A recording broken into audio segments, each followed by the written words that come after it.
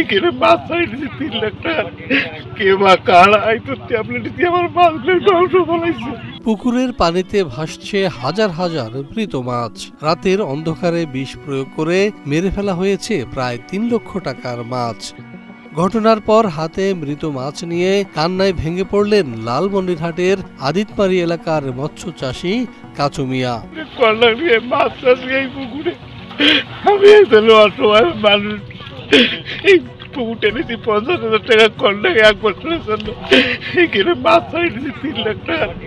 কে বা কারা আইতো ট্যাবলেট দিয়ে আমার মাছগুলো ধ্বংস ফলাইছে। আমি এখন অসহায় অবস্থায়, আমার টাকা লাগবে, আমার কোনো গতি নেই। 29 এপ্রিল সোমবার গভীর রাতে দুর্বৃত্তরা বিষ প্রয়োগ করে বলে অনুমান স্থানীয়দের। সকালবেলা দেখা যায় পুকুর জুড়ে ভেসে উঠেছে হাজার হাজার মরা মাছ। খবর পেয়ে ছুটে আসেন মাছ চাষী কাচু মিয়া সহ এলাকার লোকজন। রাতে 9টার সময় যাইতে দেখি আমার পুকুরের মাছ সমস্ত ট্যাবলেট গ্যাস দিয়ে মারি ফেলাইছে। এখন আমি তো কাপড় দেখি নাই, আমি থানায় জানাইলাম, অভিযোগ জানাইলাম।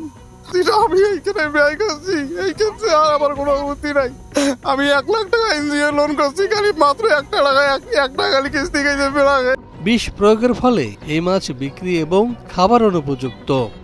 তবু অনেককে দেখা যায় সেই মাছ সংগ্রহ করে বাড়িতে নিয়ে যেতে। আর আমার তোমার মতন কোনো সাধ্য নাই। কে আমাকে এই বাটা মারলো? আল্লাহ, তুই এর বিচার করেছিল, মাছ ধ্বংস হয়েছে, ওই ধরনের ধ্বংস হয়ে যায়। স্থানীয় একটি বেসরকারি উন্নয়ন সংস্থা থেকে ঋণ নিয়ে মাছ চাষ করেছিলেন কাচু মিয়া। চেয়েছিলেন মাছ চাষ করে ভাগ্য বদলাতে, কিন্তু এখন তিনি নিঃস্ব। কিভাবে ঋণ শোধ করবেন সে আতঙ্ক পেয়ে বসেছে কাচু মিয়াকে। সকালবেলা আসছিলাম, আসি দেখি মাছ মরি যাবেন হচ্ছে।